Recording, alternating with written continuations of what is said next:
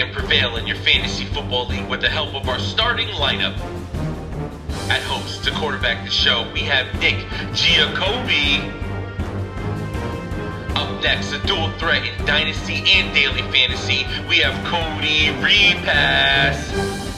And finally, working the waiver wire, we have Nick Cap. These are your playmakers that will provide you with sleepers, breakouts, and busts to help you achieve fantasy glory. This is the PrimeTime Fantasy Podcast.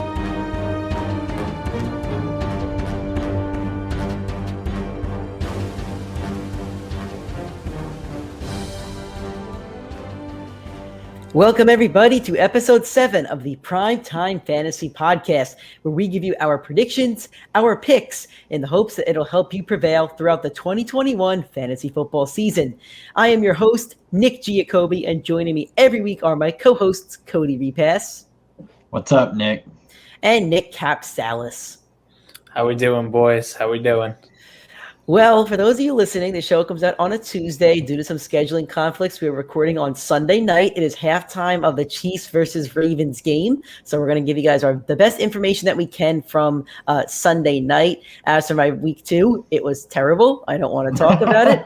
I went 0 for 4. The Seahawks are an embarrassment. That should be taken down at the moment.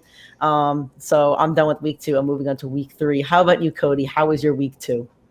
I haven't looked at any of my season-long matchups. I rarely ever do until Monday most of the time. As for DFS, I broke even. I mean, I ended up making a second lineup after I got off the live show earlier, and it was a mistake. I should have just stuck with the one lineup that I had built that crushed. It almost covered what the first lineup lost, so it is what it is. The tinkering. How about you, Nick? How was your week 2? As a Jets fan, incredibly. We knew what was going to happen, but, 4 interceptions isn't fun. Fantasy-wise, I got 1 win locked in, 1 loss, and then I got 4 on the line. It's halftime of Monday Night Football. I need Justin Tucker for a 40-yard field goal or a Patton a 30-yarder. Then we got some other players for Monday night to worry about. All right. Well, hopefully all of you listening did better in your week 2 matchups than we did. If this is your first time listening, welcome. We do this show on Tuesdays, Fridays, and Sundays. The Sunday show is live. For Tuesdays and Fridays, the show can be found audio on Spotify, Apple Podcasts, Google Podcasts, and just about anywhere where you could find podcasts, and on YouTube for the show that you could actually watch with a lot of fancy graphics and tickers and other fun stuff. Then for the Sunday show, it is live 11 a.m. Eastern time on Twitter, Facebook, and YouTube every Sunday to get you ready for kickoff. We do a whole daily fantasy segment with me and Cody. And then we also do injury report if there's any injury news at 11:30 a.m. Eastern time. And then we do answer your questions throughout the entirety of the show. I think we helped some people out with their lineups today. If they took our advice, they definitely cashed out in their week and had some good weeks. If you want to follow us on social media, and please do, to support on Twitter, TikTok, and Instagram, it is PrimeTimeFFPod. Also go to Facebook, PrimeTime Fantasy Podcast.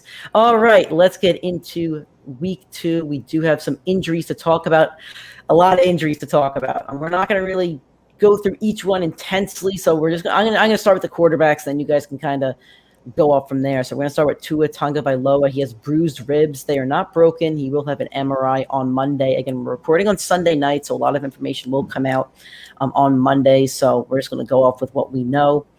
Andy Dalton had a knee injury, MRI tomorrow on Monday. They don't think it is an ACL, but Justin Fields did have to take over in that game. Carson Wentz, right at the end of the game, I think before the last drive of the fourth quarter, he has a right ankle injury. Again, MRI tomorrow. Don't know the severity of it. Tyra Taylor, a hamstring injury, will get an MRI. They did announce he's not going to play Thursday night. It looks like David Mills will start.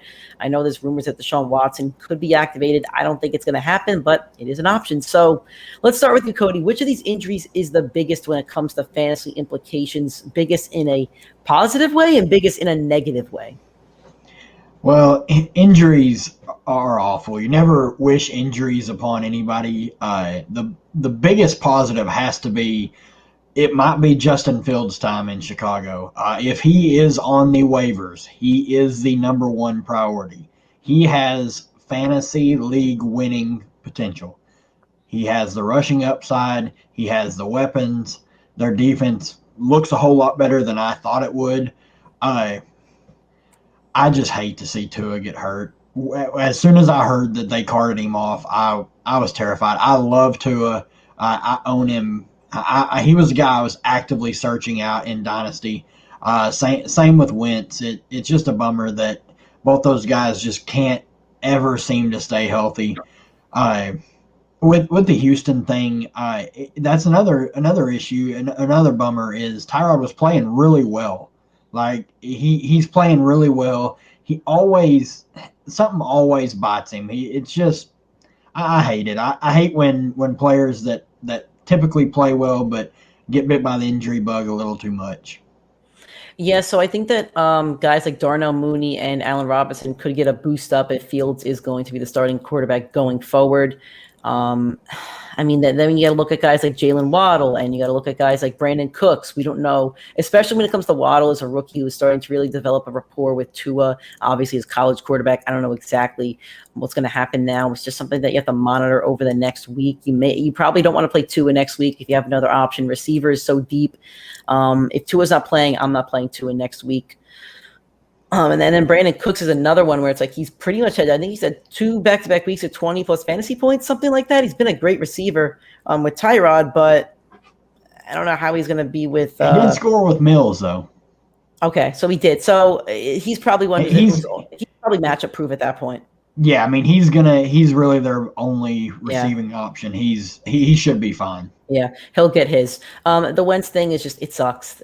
It sucks because Carson Wentz just keeps getting hurt. He's just one of those players in the sports world that just keeps getting hurt. I hope this one's not serious. I hope he gets suited up on Sundays, whether it's next Sunday or the Sunday after, because that team needs him. The Colts are a mess right now. It's just injury after injury, and they're competing. They competed with Seattle last week. They competed against the Rams today.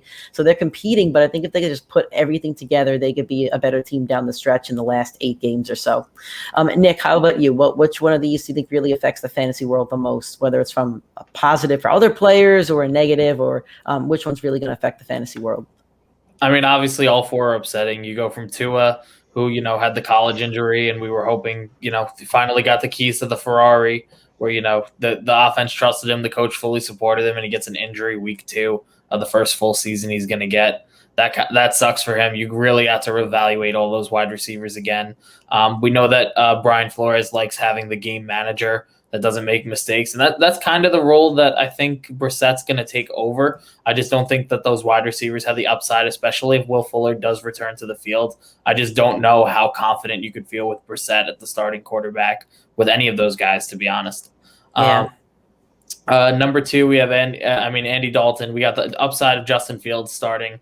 All of us, we've been excited to watch Justin Fields. Sad to see it happens to Andy Dalton that gets the injury bug, especially in what we were hoping would be his revenge game, and something that was probably really important to him. So that sucks. Tyra Taylor, obviously last year, the really upsetting news, which led to Herbert's boom. And, Taylor was someone we would probably be talking about. He started off really hot against Cleveland. And I mean, I'm surprised we didn't pick up on this sooner as a fantasy community. It's a rushing quarterback with upside, which is going to have negative game scripts for most of the time. He was going to put up the numbers, and he really was never talked about. I think he had 15 points halfway through the second quarter, and then the injury eventually got to him, and he couldn't finish at the top. And and then Carson Wentz, obviously, this guy gets hurt all the time. There was a clause in the trade where, if he played over a certain amount of snaps, they got a higher draft pick. This guy just can't stay healthy. But Michael Pittman still found production, even with the injured wide receiver core. Taylor had a little bit of a down week. So we'll talk about those guys a little later on, but, definitely some implications there. Yeah. We're going to move on to the wide receivers now. We have 2 injuries that we do want to talk about. So the first one's going to be Jarvis Landry. We all had locked in for this week and for a big week, except for Nick. Nick didn't lock him in.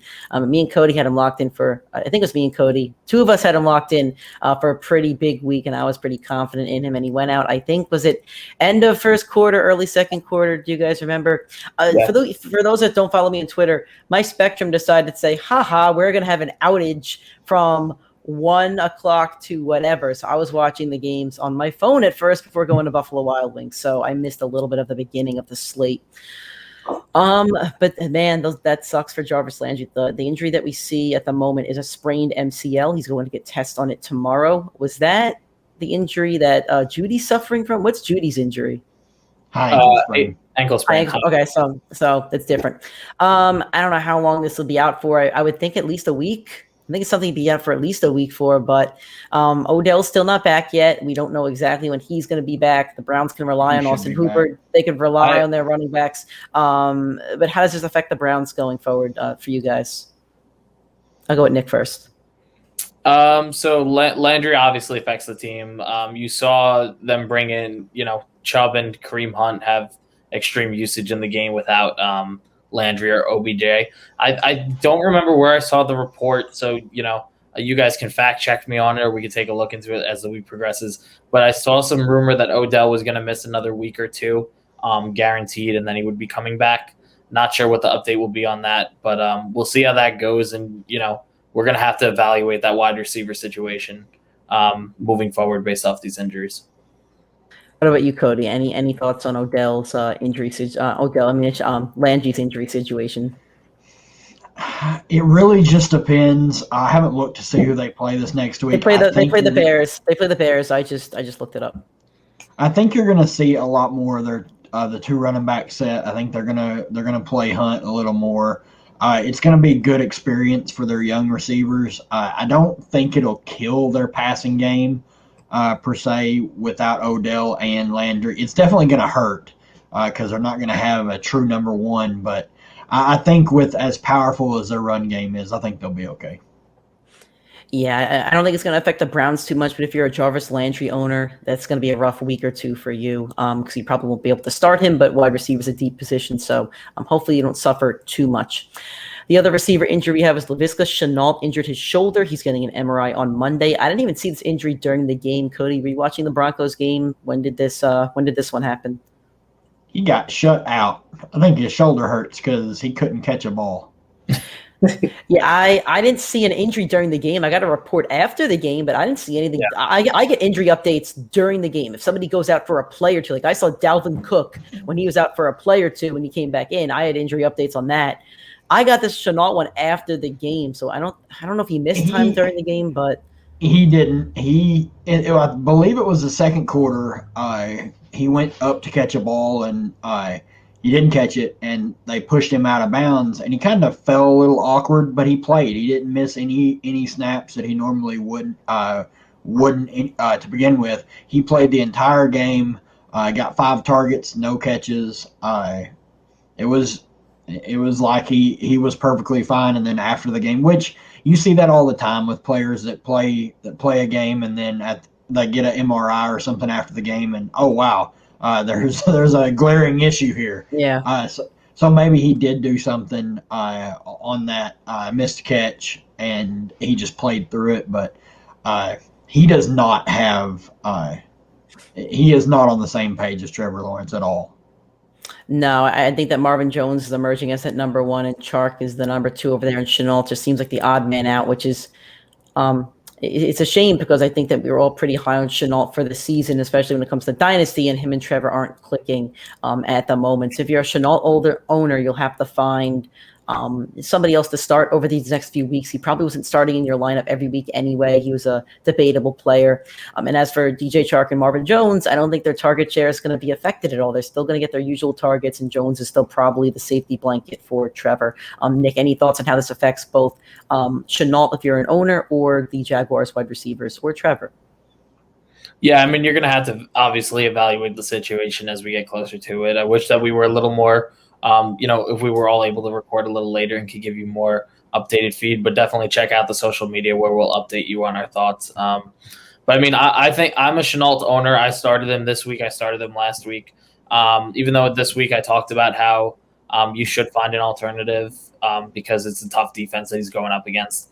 I think Marvin Jones is definitely assuming that wide receiver 1 position, and Chark saw that massive workload week 1. I don't think he had a massive role this week.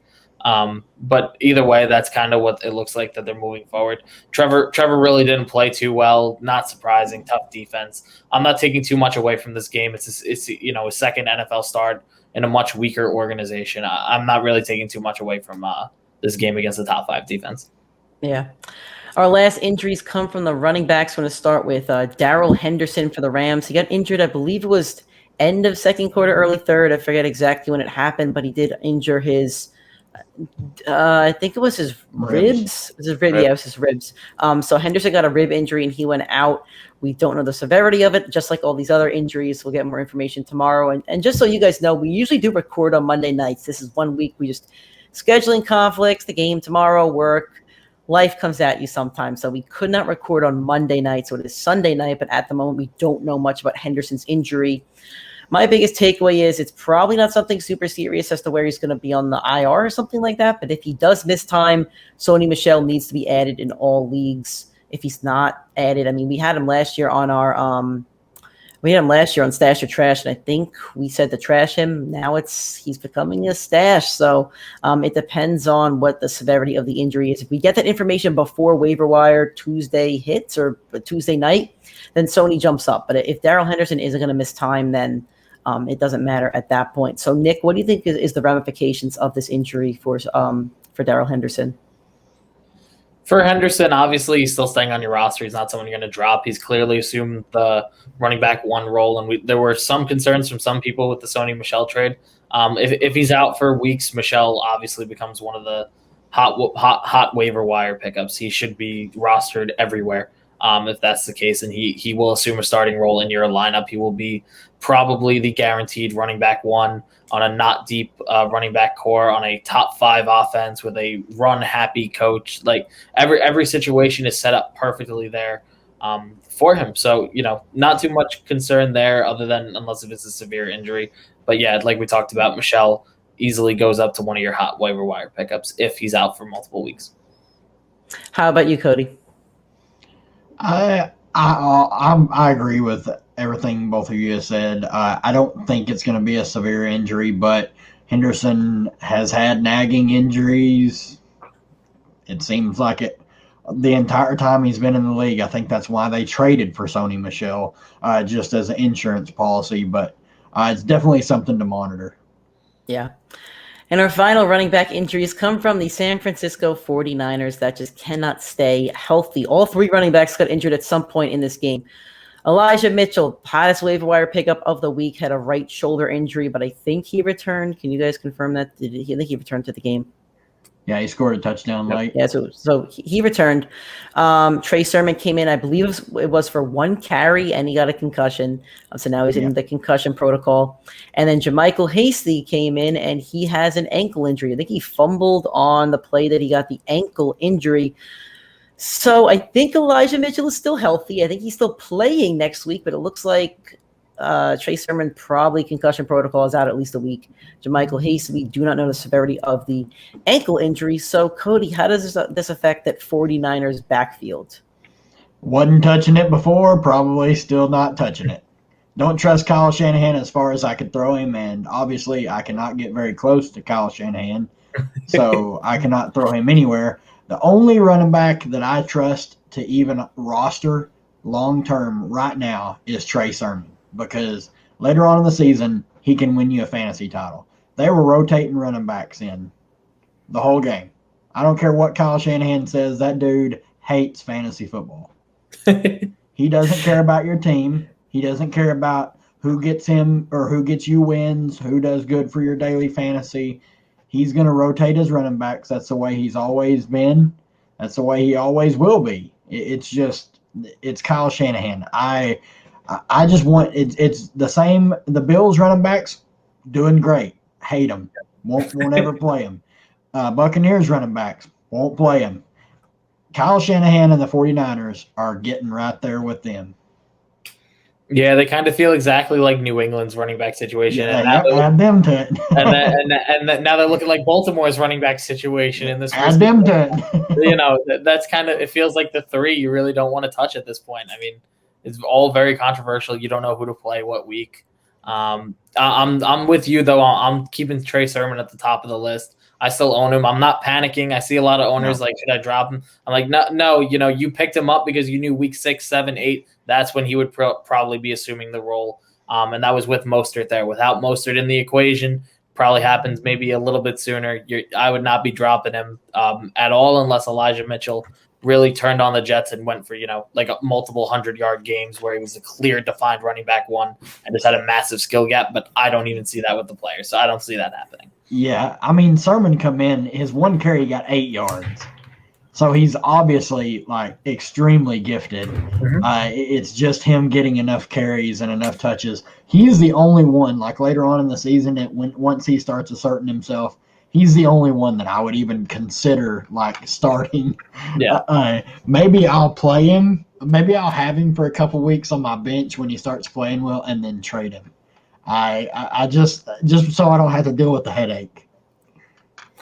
All right, so we're going to. I'm having issues. If you're watching the live stream, my Video camera issues. has decided not to work for whatever reason. So I will be doing the audio for the rest. Maybe not. Looks like Nick got sent out. So we'll transition into the second segment where we're going to do a little bit of a weekend wrap up on these past games. We got a couple. We'll start off with the quarterback position. Kyler Murray, 33.1, finishes as the QB1. Daniel Jones, 29.46. Shocking against that Washington defense, 29.46 for QB3. Derek Carr, QB5 against the Pittsburgh defense. 3 quarterbacks, 3 massive, weeks. 2 of them going up against top defenses where you probably weren't starting them in any of your leagues because of that. For 3 guys that we expected to do much better throughout the year, we got Josh Allen, 16.6, QB15, struggling for back-to-back weeks. Justin Herbert, QB18, 14.72 against a very favorable matchup. And then we finish off with Dak at QB24 with 7 points. Cody, we'll send it over to you first. Which quarterback really shocked you on the week, and which one do you have the biggest takeaway from? And then you could transition into your 3 worst quarterbacks on the week. Which one is, worrisome for you? The biggest shock has to be Dak. I mean, they won, and the way they won, I would never – I mean, obviously, I'm always the one calling the Dallas Cowboys a fantasy carnival. Their defense is terrible. Offense has to score a ton of points to win.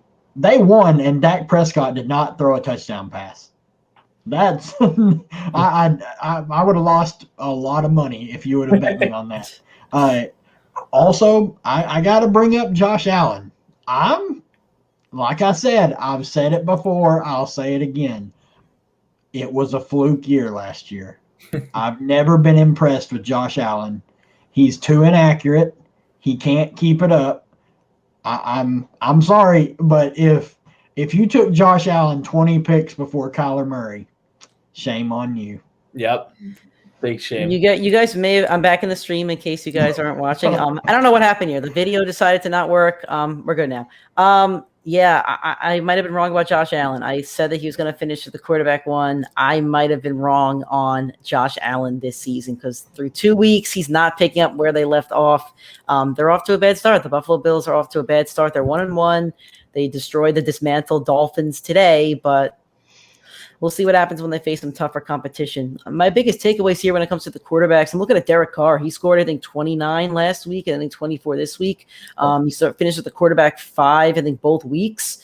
I think it's time to start believing in Derek Carr for those people that don't, and the Raiders. The Raiders are usually an 8-8 team, but Carr puts up numbers. Carr puts up 3,500 yards. He puts up 30-plus touchdowns. Like, Carr's a guy that I think it's time to start believing in, and I think it's start believing in the Raiders. Now, from a fantasy perspective, I don't know how many Raiders skill position players we actually want to mess with that's not named Darren Waller. But as a quarterback, I think Darren Waller, Derek Carr has proven he could be a quarterback too. He could be your backup if you have Kyler Murray or Russell Wilson or Mahomes on a bye. I think Derek Carr's a guy you could slot in there and comfortably play him. That Steelers defense is excellent. I didn't want any part of that defense, but Derek Carr just hung up, 350, 400? 24 fantasy points in standard leagues. If you have a league with bonuses, he's probably closer to 30. Mm-hmm. Derek Carr is a guy that you could be playing in your leagues now comfortably. Any other comments on the quarterbacks before we move on? Yeah, let me just jump in real quick. Derek Carr, he put up a massive week against a defense that just shut out Josh Allen the week before. Josh Allen had an absolutely pathetic week. Stephon Diggs was not the wide receiver 3, 4, wherever you drafted him. That was not the player that you were looking at. Derek Carr stepped up big time, and it was a team we were worried about. We didn't know who was going to assume that wide receiver 2 role. There's obviously talks of Hunter Renfrow, Brian Edwards, Henry Ruggs taking that year 2 jump. Darren Waller, obviously, we knew. But Derek Carr really assumed himself. He was someone I had rostered last year to plug in on bye weeks and play against the favorable matchup. But, this is a tough defense, and he just did a great job. He did the same thing last week against Baltimore. So it's definitely a good takeaway. My biggest has to be Josh Allen. He's QB 15 right now, and Mahomes, Lamar are currently still playing, and Aaron Rodgers and Jared Goff, who just finished as top 5 quarterback last week, started playing. You drafted him with your second overall pick. Not to be the I told you so guy, but I did say he's my biggest bust on the year just for his ADP. You have to be extremely worried. We knew these top first 3 games were going to be extremely, extremely difficult for him. So we'll see how the season progresses and if he starts to level out more. But I think after these first 2 struggles, it's going to be hard to see him finishing as a top 2 or 3 quarterback. Yeah, I think you hit the nail right on the head when it comes to Allen. So let's kick it to the running back. The wide receivers actually. Wide receiver 1, Cooper Kupp, 36 points. Wide receiver 4, Courtland Sutton at 24 points, and wide receiver 7, Brandon Cooks at 22 points. Then to knock it down, wide receiver 41, DK Metcalf at 11.3. Wide receiver 43, Allen Robinson at 10.4. And Amari Cooper, I couldn't even find the number. That's how low he was at 5.3. I'm going to start off with this one because I have some stuff to say. First off, Cooper Kupp is doing exactly what I thought Robert Woods would do, and that upsets me. I drafted Robert Woods over guys like Amari Cooper and Chris Godwin, Mike Evans, because I saw Robert Woods being the number 1. I knew and somebody was, I knew somebody and Cooper Kupp. I knew somebody was going to take a big leap in that Rams offense, and it looks like it's going to be Cooper Kupp unless Tyreek Hill does something crazy in this game. The game's over there on my screen. Cooper Kupp's going to be the number 1 wide receiver after 2 weeks. He's going to have 30-plus fantasy points. He's going to have 100 yards each week, 3 touchdowns. Cooper Kupp's he's a lock at this point. Every week you're going to lock him into your lineups. I was right on Courtland Sutton. I told a couple people to play Courtland Sutton. Cody did not believe in his Bronco. I think you said DJ Chark over him at one point. I think this morning you also said I forget who you said. Drake. It might have been Drake, yeah. But I was all in on Courtland Sutton, and I didn't expect 160 yards and 10 receptions. I expected a touchdown and 50 yards. But he's the number 1 over there in Denver. He's a guy that you're going to be playing, I think, almost every week now in your flex spot. So those are my big takeaways on that side. On the other side, we all were big on DK Metcalf. We all thought DK was going to have a huge week. I was going to actually crown him as my number 1 on the week, and then Nick took it, and I'm happy he did because now I was not wrong because he wasn't my number 1 for the week. It was another Tyler Locket game. Tyler Locket had, I think, 130, 40 yards, a touchdown. Tyler Lockett. I think it was close to 180. I think he finished 178. I guess, because Russ gave him that last pass at the end that kind of buffed up his stats. Tyler Lockett's making me eat my words before the season that he's inconsistent. No.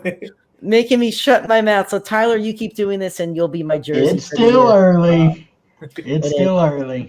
Cody, what are your big takeaways when you look at the wide receivers on the week?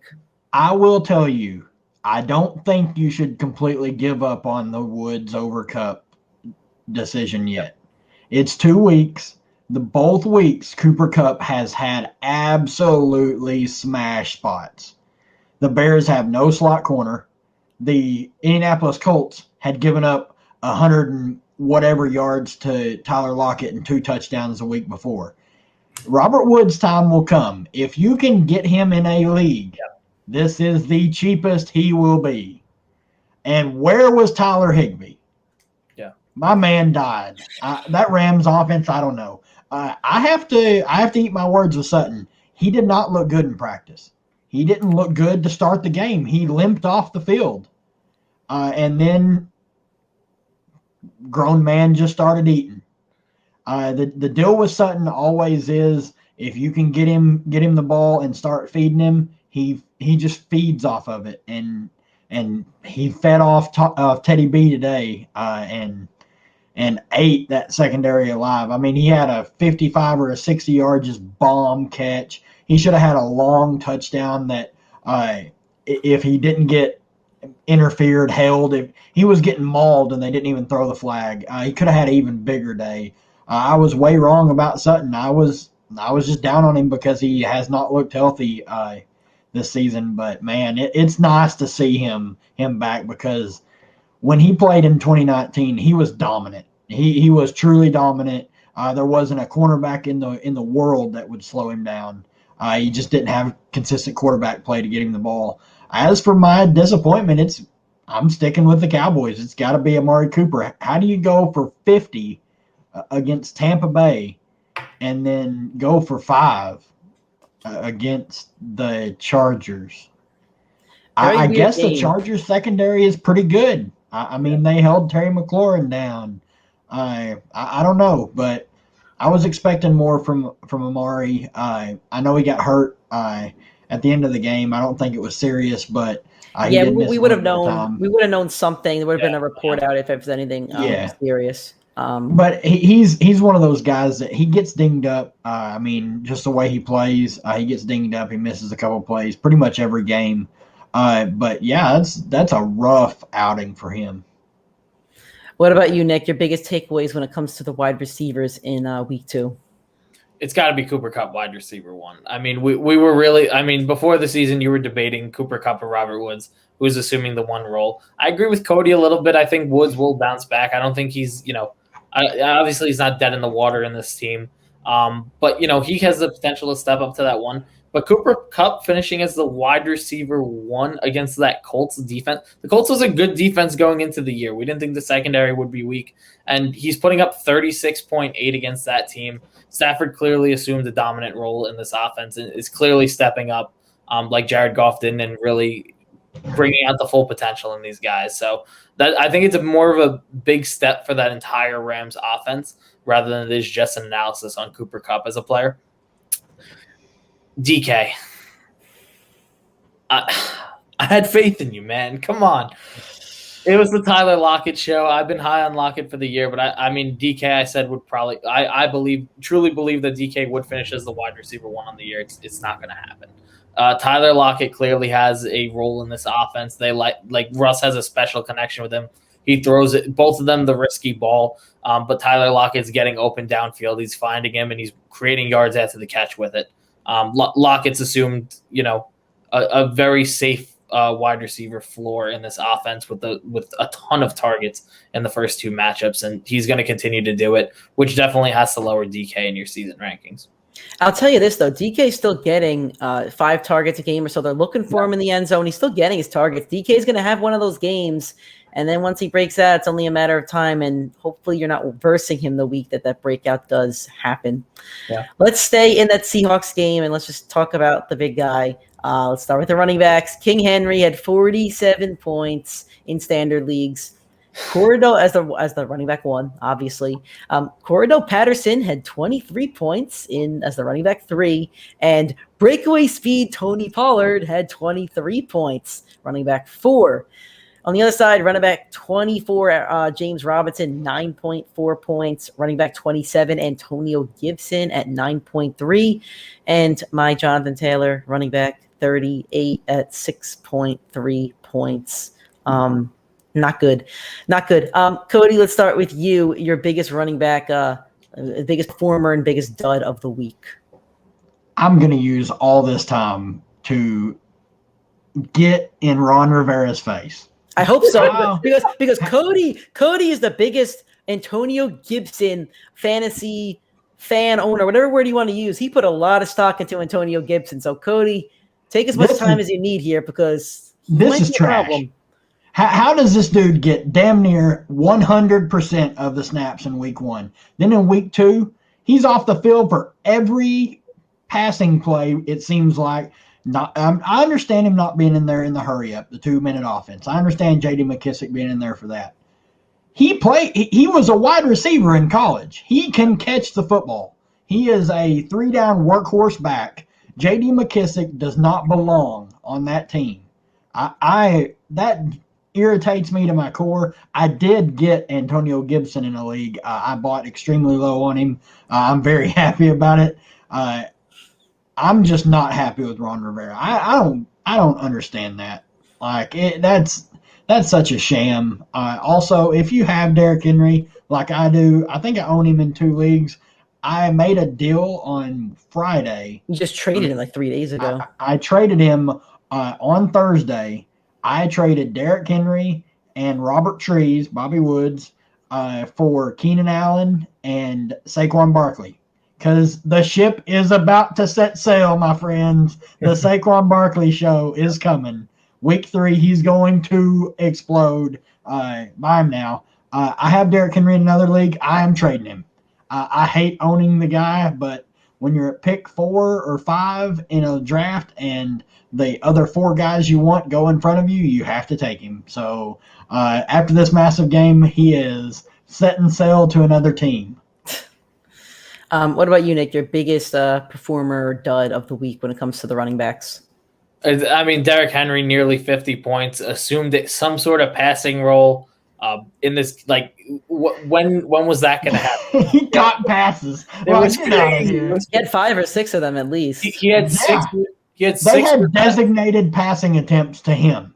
I think he had 6 receptions, which broke his all-time career high. I don't think he's ever gotten 6 targets. Yeah, like it was crazy. That's Seattle would let something like that happen. It's all good, Nick. I have a bones pick. That should not be there. He should be down because the abysmal play of the second half and the abysmal play at the end of overtime. Like, how does Chris Carson get 12 carries? That's what I want to know.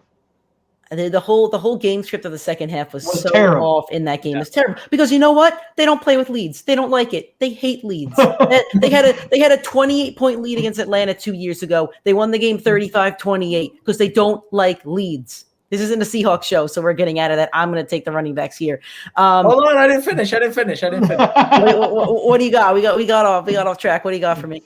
Yeah, so Henry assumed some sort of passing role. I mean, it was shocking. I agree with Cody. Sell high on him. On average, a running back that scores 2,000, that gets a total of 2,000 yards, drops about 900 yards the following year. It's a massive fall off. He was overdrafted, and this is a week you can really capitalize on it, where people will see that safe floor. And he's just not going. He's most likely not going to see that production for the rest of the year. He's not going to see that passing work for the rest of the year. They do get Houston 2 games, though. They get Houston.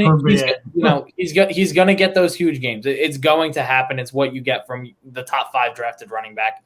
But Derrick Henry off a 50-point game. Sell him high while you can. Go get those pass catching running backs with those upside.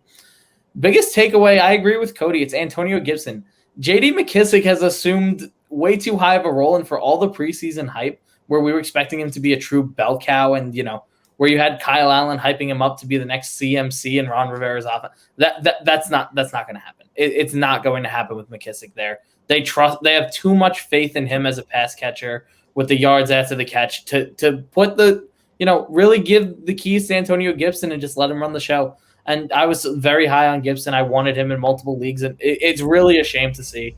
The other 2 I'm not taking much from, so I'll transition it over to Nick to talk about them.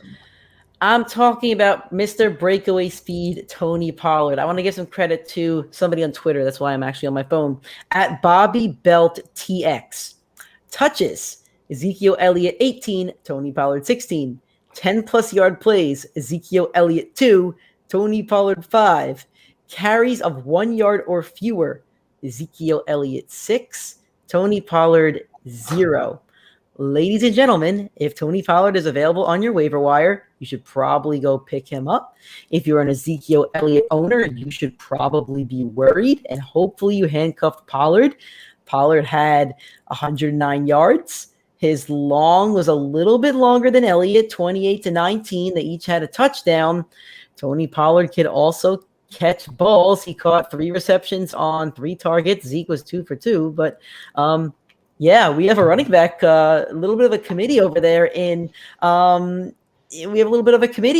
Dallas, and Zeke's not the head of the table anymore. There's somebody else that's coming to eat his food. It's like when you have a dog and you bring in the new dog, and the new dog starts kind of bullying the older dog, the old reliable dog. So Tony Pollard is actually going to eat into these carries, and I'm a little worried about that. I was staying far away from Zeke in my drafts not even because of Tony Pollard, but this is a whole nother ballgame that we're playing now. So you're obviously playing Ezekiel Elliott, but this is a situation that needs to be monitored, and Tony Pollard needs to get serious consideration when it comes to owning him in your leagues. As for the bust of the week, for me, it's James Robinson. This is back-to-back weeks, under 10 fantasy points. This is somebody that you probably drafted as your running back 2. After ETN went out, he shot up draft boards going from round 8 to roughly round 3.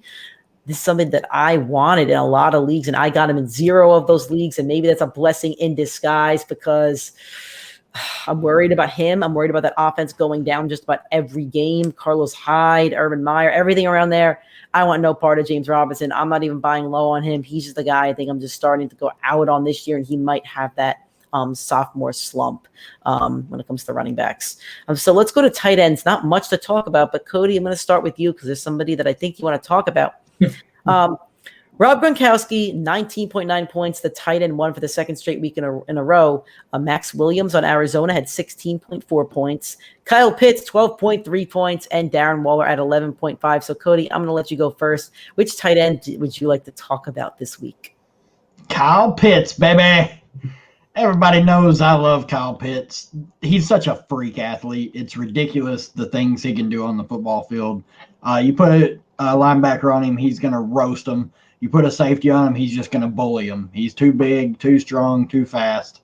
He can line up inline tight end. He can line up in the slot. He can line up outside. It doesn't matter. He's going to dominate wherever. They just have to manufacture touches and ways to get him the ball in space, and he'll just take over. As for the dud, let's talk about Tyler Higby. Good Lord. What do you have, 1.9? Do we have snap count? Do we have the snap count? I don't have the snap count on me. I didn't watch the game because I was watching the Broncos. All I watched was my DFS line and the little snowflake show up and stay the entire game at 1.8 points. I think he played most, if not the whole game. I just think he was not needed. Well, my thing is Tyler Higby did this last year too. I think his first 2 weeks were big because somebody in our league, actually the member that you joined, his team that you took away, he had George Kittle and Higby, and they both had big first 2 weeks, and he was playing both of them, and then Higby disappeared. And I'm worried with Higby that this is something that we got to pump the brakes on.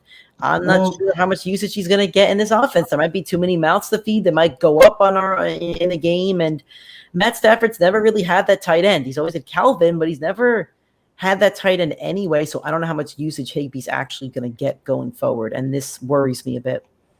I thought we would see Higby assume what he did when he took over and won me numerous fantasy championships 2 years ago down the stretch when he had 5 games of 100 yards or more. He is a pass-catching tight end. He's probably the best pass-catching tight end that Matt Stafford's ever played with.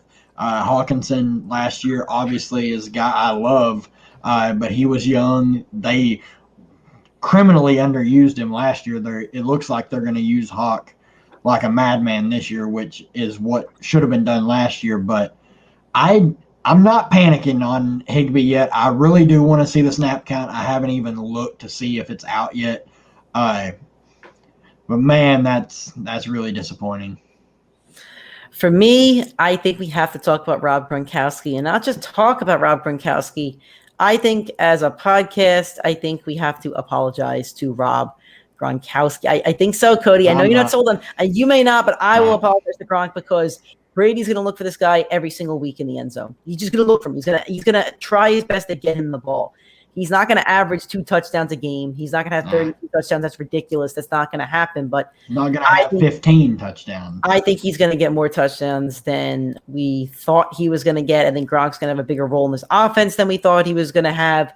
So Gronk back-to-back weeks with a lot of points, 19 and 29. I think Gronk's the guy that you can kind of trust going forward until he starts to get a lot lower. Until he has a stretch of games where he's scoring under 8. I would set Gronk in your lineups. I don't really have a dud. I mean, Darren Waller, I lost my matchups anyway that I faced Waller in, but he only had 11 points. That's not bad for a tight end, but for Darren Waller, I think he's closer to getting 15, 20 most weeks. But That's the only dud I could really pick apart, but I'm not going to nitpick it too much. 4 catches for Gronk on 5 targets. That is not sustainable numbers. There's no way I'm apologizing. If you drafted Rob Gronkowski, you drafted off of name value alone. Yeah. I will not apologize. That is unsustainable. I will be shocked if he scores 9 touchdowns this year. Let's see. That's the over-under for Cody is 9 touchdowns. He's at 4 already. What about you, Nick? Tight end, studs, duds. They already talked about it a lot. It's got to be Gronk. I mean, I think that we did overlook him a lot. I mean, the guy did come off of retirement and, in the Super Bowl assumed a massive role and has only continued that stretch throughout. I think that 9 is it's a fair number, but I think he's going to hit the over 5 touchdowns in 15 games. I could see him easily hitting that.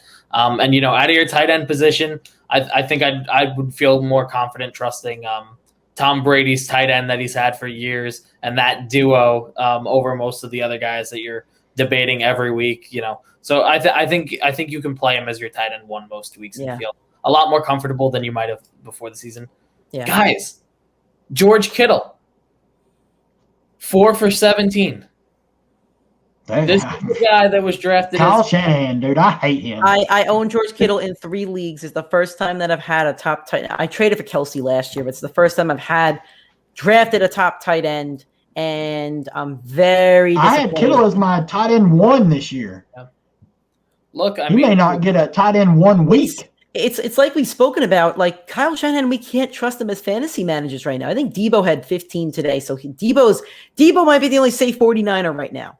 From a fantasy perspective, it gets out of the doghouse. Yeah, I mean, Kyle Shanahan, the 49ers, again, they're going to win 12, 13 games. They're going to be a playoff team probably. But, man. This is back-to-back weeks now where George Kittle hasn't seen that production. Yeah, I mean, this game they played more game management in the first game. They got off to an early lead, and George Kittle is I think, pretty easily the best blocking tight end with the receiving upside, and they put him a lot in that role in that offense. So I'm not taking too much away from it when they get more competitive games in their division against Arizona, who's been elite, Seattle, who's been great, and then the Rams. He's going to still find that production. So I'm not taking too much away from it, but it's a little concerning for your first 2 weeks. Yeah.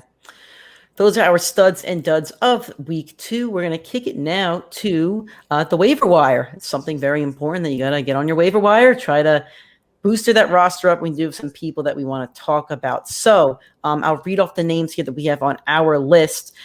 First off, Rondale Moore. He had 24 points this week. KJ Osborne, the 3rd wide receiver for the Vikings, at 20 points.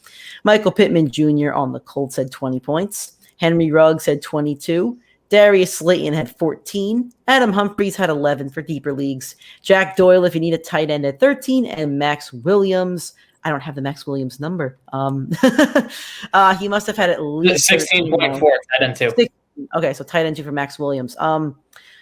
Nick, who's your top 1 or 2 targets this week on the waiver wire out of those guys listed? I'm going to say it again. I want more. If you can get Rondale Moore is owned in less than 20% of ESPN leagues right now. Which is stupid. He should have been drafted. I don't know why he wasn't drafted. Should have been drafted. Guy's immensely talented, loaded offense. Go get yourself Rondale Moore. He has the incredible upside of a guy that's still on the waiver wire, and it shouldn't even be a question at this point. Number 2, I have KJ Osborne. For some reason, Justin Jefferson went off last year, and this kid looks incredibly talented this year. I mean, he put up 20 in his second game. Justin Jefferson took 3 games to get to that potential. Adam Thielen and Jefferson obviously still have a role, but now with no real tight end competition, and Dalvin Cook obviously has the rushing upside, they need a 3rd receiving option on the team, and he's clearly assumed it far and away, and the talent is there. I trust that guy, especially if you have a keeper league or a dynasty. He should be on your roster because he's going to have a much larger role in years to come. And KJ Osborne had 9 targets in week 1. So I, being in a dynasty league, went and scooped up KJ Osborne on Friday because I didn't want to miss the waiver the next week. So I'm very happy that I was able to get him already. So Nick spoke about those 2. I'm going to mention, let's talk about Henry Ruggs. I think he had 7 receptions. He had 22 points. He had a long, deep bomb. I don't know how much you could trust him, but if you're in a league where you have 10 guys on your bench, I think Henry Ruggs is really worth a look. That Raiders offense is going to spread the ball. But again, if you're in a league where you have 10 guys on your bench, you could kind of swap out guys and you could drop people that you don't trust anymore. I think Ruggs is somebody who could get a couple looks.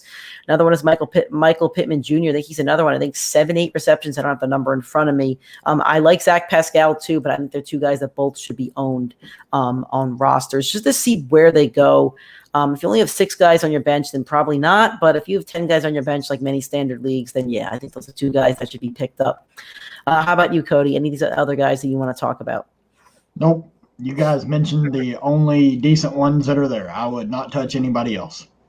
All righty. Well, there you go. That's your waiver wire for this week. Hopefully, if you do have a low waiver, you do pick the right guy and you pick one of these guys that we mentioned. We do have some excellent ones that we believe can help you win next week or the week after. Now, to hit that waiver wire, you're going to have to draft some guys. So let's talk about stash or trash players that you want to keep on your team for a while and still have some faith in, or players that you think just it's time to get tossed in that dumpster. So first off, this one, we had him on last week, and I think we got to talk about him again.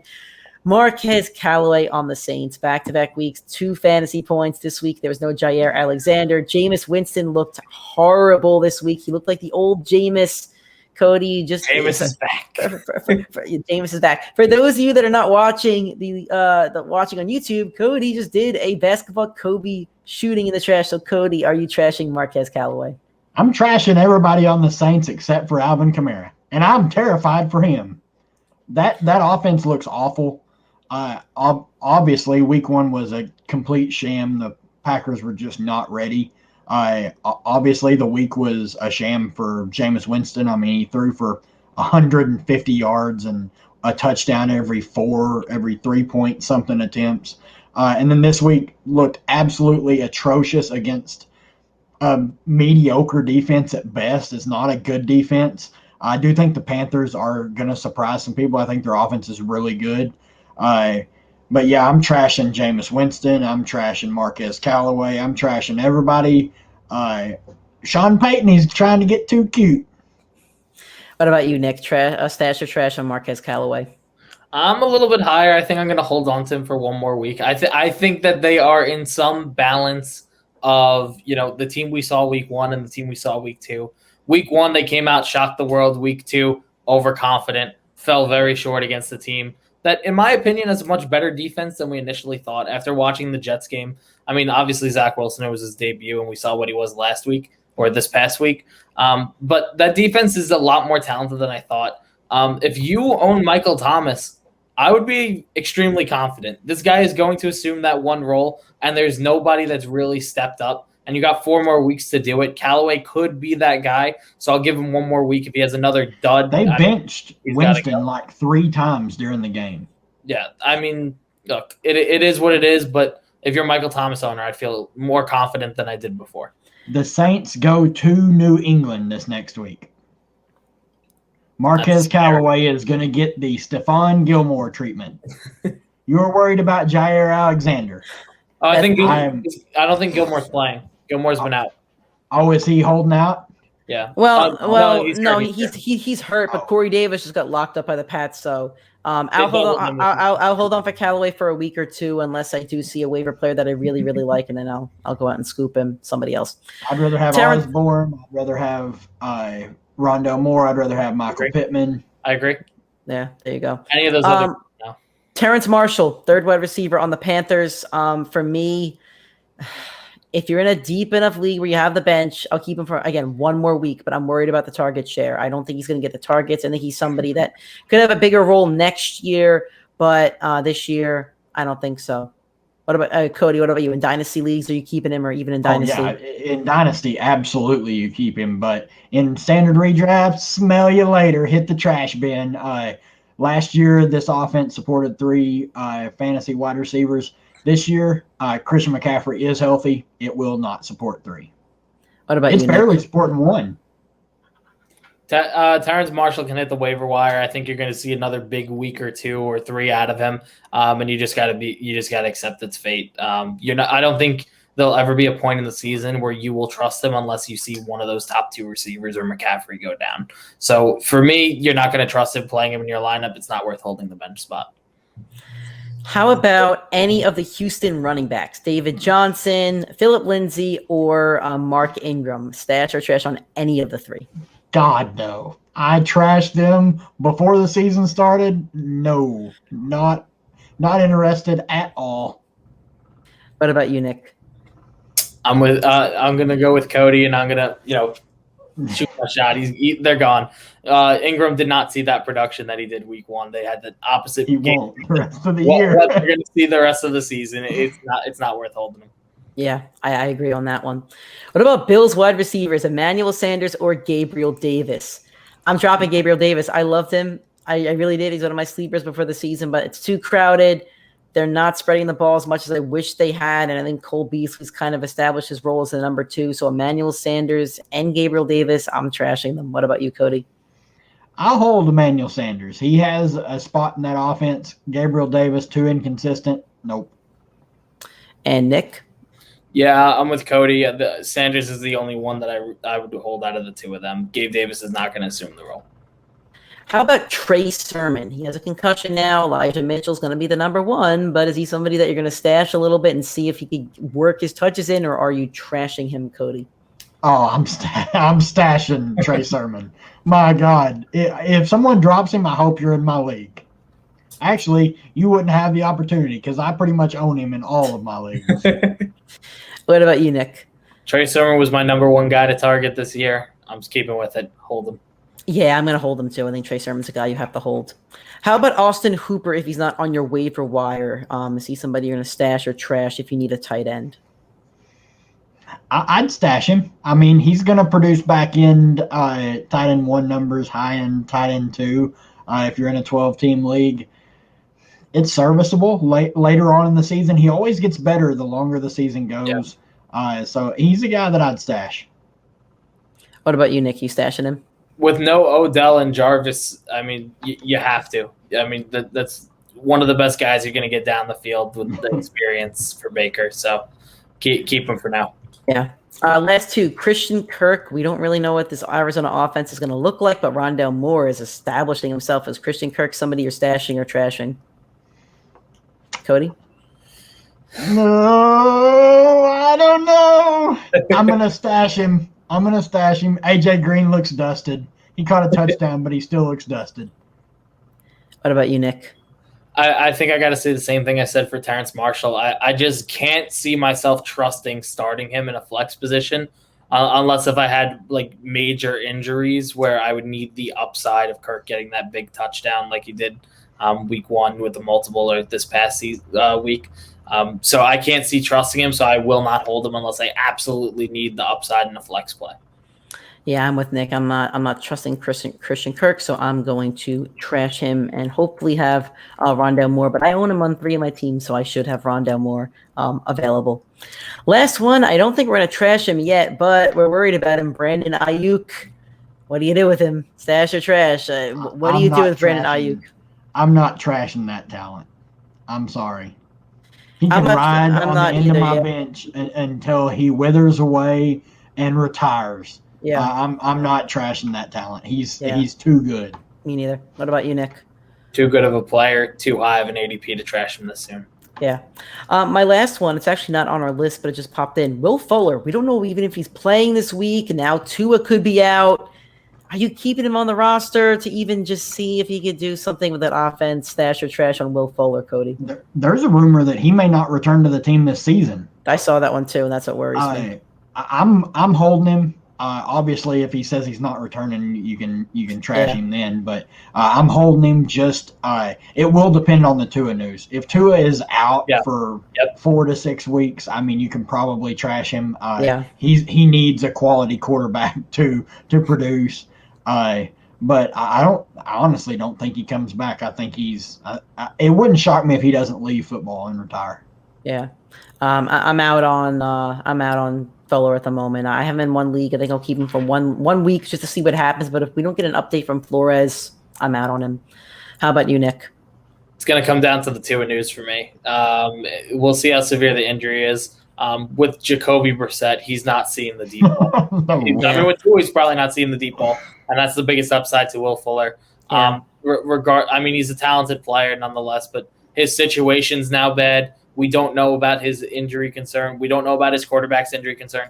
It's all the, red marks of a team you don't want. And, it's a game management team. It's not a team black hole that's going to fling the ball down the field. Mm-hmm. That's not the black hole of fantasy. Yeah, it's all the red flags where you want to avoid a player like that.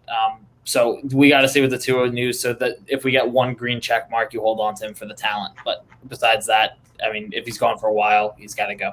Yeah.